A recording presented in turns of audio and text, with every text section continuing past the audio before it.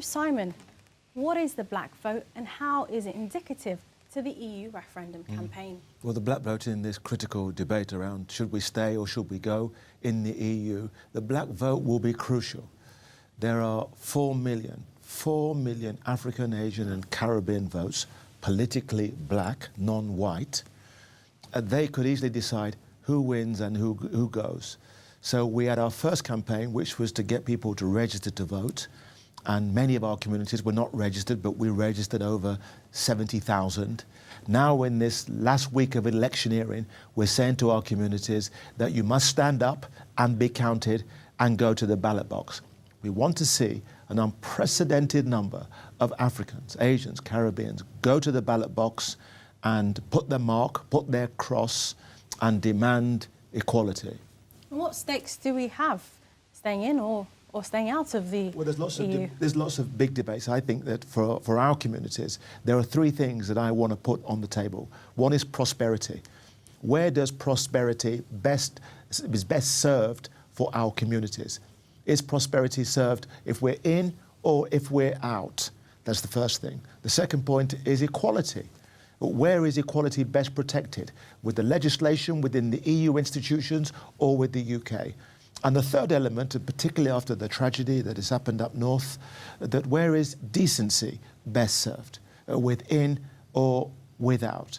Now, Operation Black Vote does not seek to tell people where or how to vote.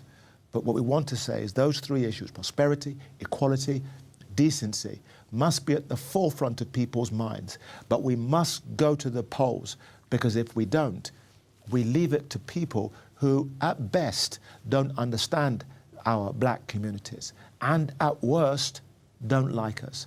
It's our duty, it's our responsibility. And you say don't like us, and we know Nigel Farage's from the UKIP's reaction to the poster campaign, very interesting poster campaign put up by the Operation Black Vote. Yes. He's saying it's divisive. What are your thoughts on this? Yes, well, we sought to hold up a mirror to the EU debate, which has become, I guess, at the centre about immigration, but also really about racism.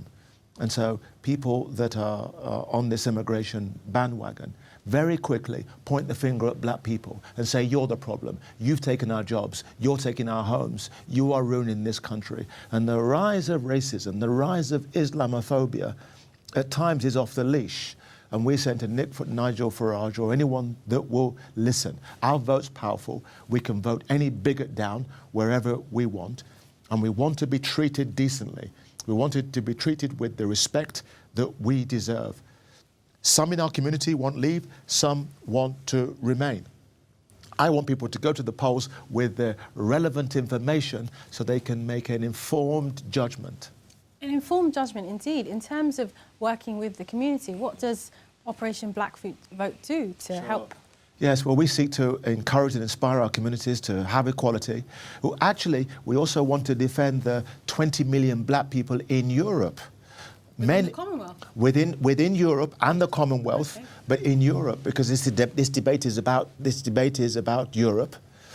Who's going to defend them if we leave? It's a question that needs to be answered. Many of our brothers and sisters on mainland Europe don't have citizenship rights. Who is going to talk for them?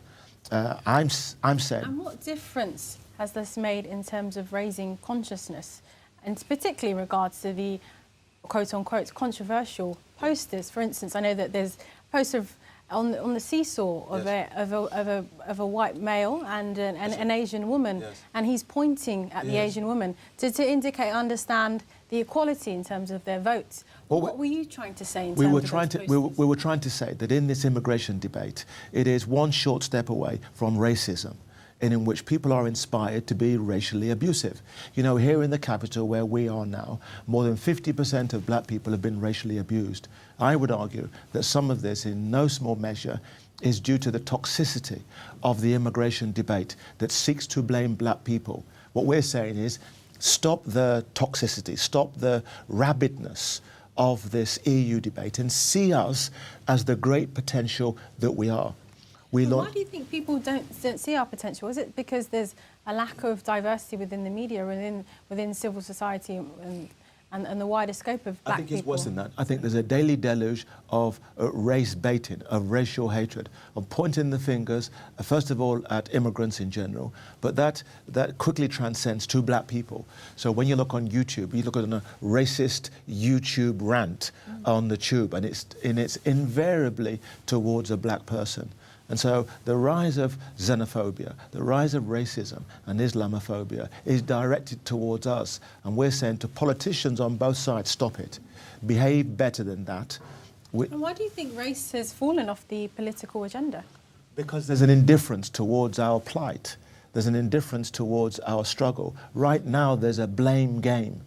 And in the time in which people are fearful, a time where people are losing their jobs and austerity is still pervasive, people are seeking to blame people like me and you for that problem. And we're saying, hang on a second, we are net contributors, we have creativity, we have dynamism, and we should vote. We should vote in unprecedented numbers, and there's the three things: decency, prosperity, and equality. We go to the polls next Thursday, this Thursday coming, with that in mind. And I think that justice will be done. Bringing it back to the political agenda. We bring it back to the political agenda. We bring it back to say we have a voice too, and we demand to be listened to. Thank you for your comments, Simon.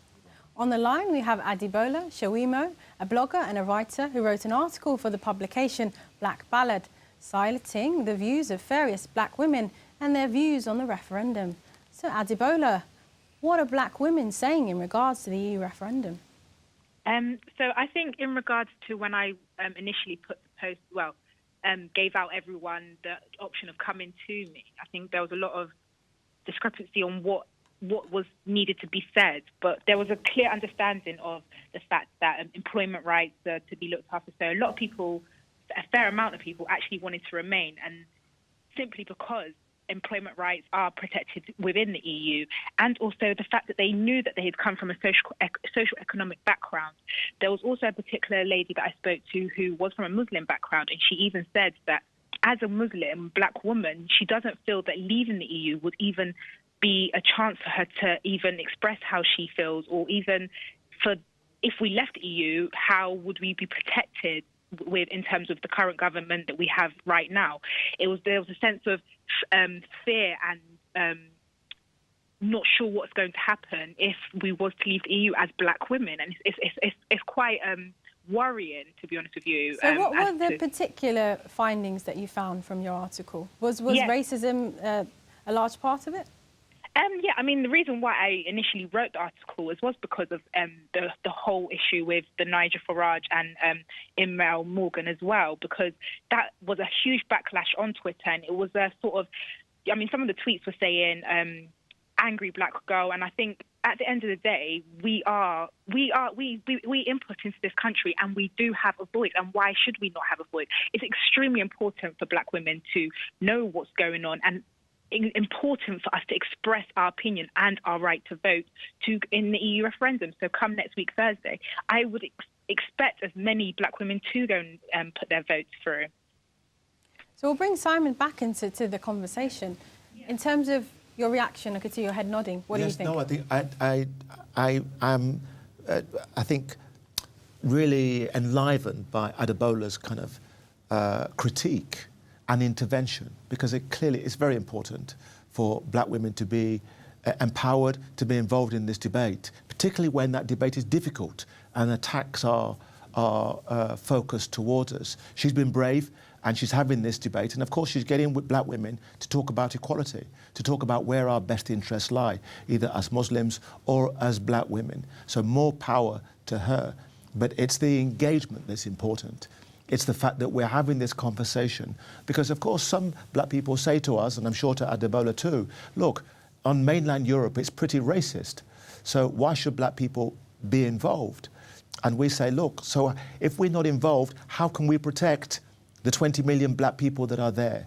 Surely it's for the black British, like Adebola and us, to say we demand justice not only for black people here in this country, but also in the 27 nations on mainland Europe too. I think it's important to point out, whilst we've got you here, yes, is that Operation Black Vote's not just for the black vote, but it's also Correct. for the Asian vote and It's other non-white. ethnic minorities. You know, we're for tackling racism, tackling race inequality. And so our black is political black, African, Asian, Caribbean, non-white.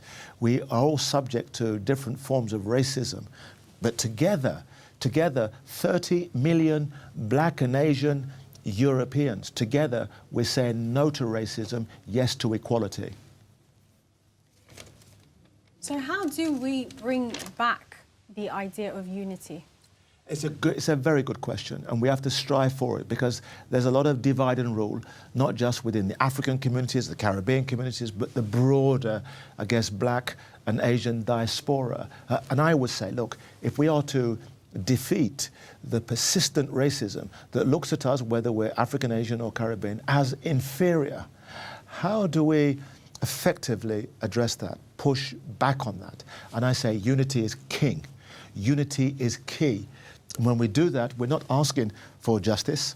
We're not asking to be listened to. We can demand it.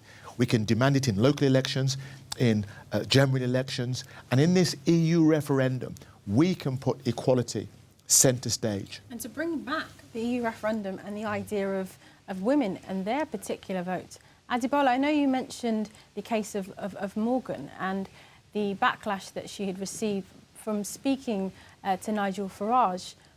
Why do you think she had such a backlash? I think it was something foreign, to be honest with you, for the public. I didn't think... I mean, there's this sense of, in my opinion, that in a tendency of culture that black women, or even just the black community or the non-white community, don't know a lot about politics or know about what is actually going on around them. So I think it was interesting when one person was able to speak out, then it was something foreign for anyone to take and even consider, for anyone like Morgan herself to even speak on. I think also that it came as quite a shock, even to myself, and it was very impressive for her to even say, do you know what, I am going to speak up and I am going to stand for what I believe in and speak out, and good on her. I think we have these debates. Some of us want to leave, some of us want to remain. We should have these respectful discussions, unpick our arguments, challenge each other. And challenge each other, indeed.